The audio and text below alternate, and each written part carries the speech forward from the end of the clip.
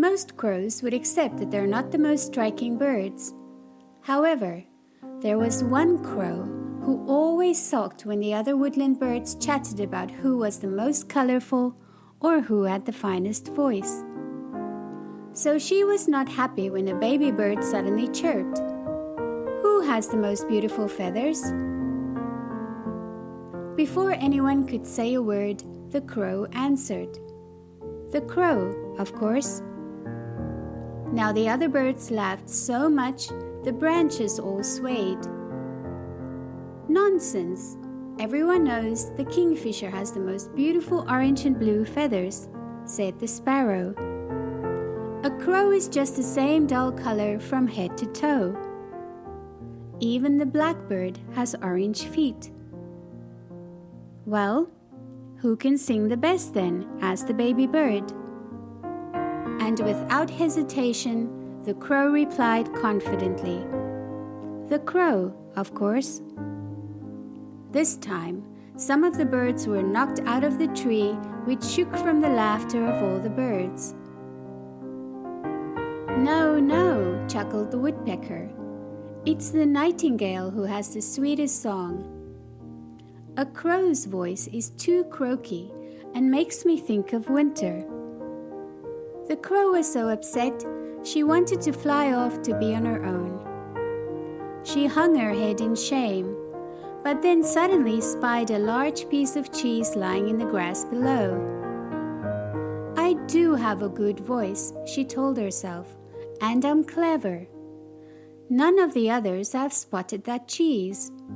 And she swooped down, grabbing the cheese with her sharp beak. Then she flew back to the tree, flapping her wings proudly, showing off her prize to the envy of all the other birds. "What a lovely piece of cheese!" cried the sparrow. "Can we share it?" But the crow shook her head. After all, why should she share when everyone had been so mean to her? So the other birds all flew away in disgust. "Good," thought the crow. "Now I can enjoy the cheese in peace." She flew up to a higher branch and settled herself. But just at that moment, a beautiful red fox sauntered by. Spotting the crow, his eyes narrowed as he saw the cheese wedged in her beak. Thought the fox. "That looks a tasty piece of cheese, indeed. I must have it." Now the fox knew he needed a clever plan. So he slowly circled the tree twice before deciding what to do. Seeing the fox, a family of rabbits quickly ran from the woods and into the meadow to hide. They knew exactly how dangerous he could be. "Good morning," said the fox in his friendliest voice, calling up to the crow. "What a very fine bird you are. Look at your glossy feathers, how they shine. You must be the finest bird I have ever seen."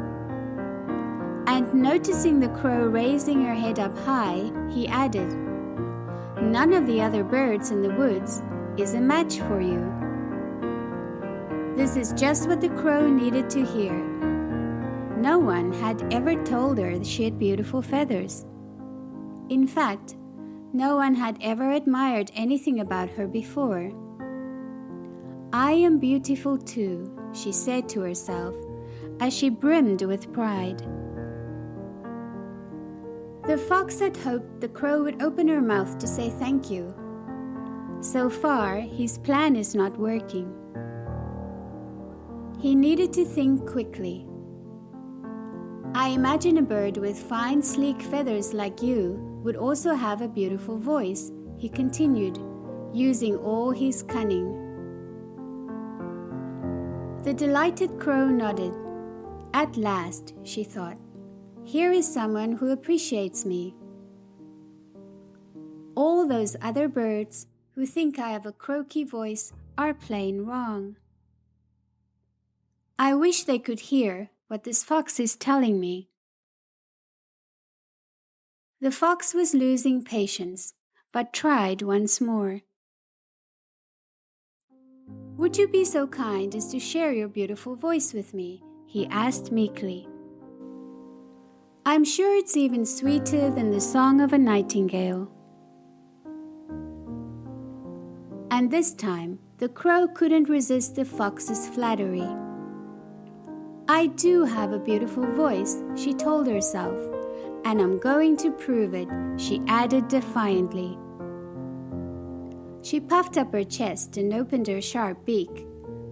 "Caw-caw!" she croaked. Down, down, down fell the cheese, right into the fox's wide open mouth. Snap went his jaws. The fox chewed the cheese very slowly, determined to enjoy every little bite. This was surely the best cheese he had ever tasted. "So good," he called up to the stunned crow.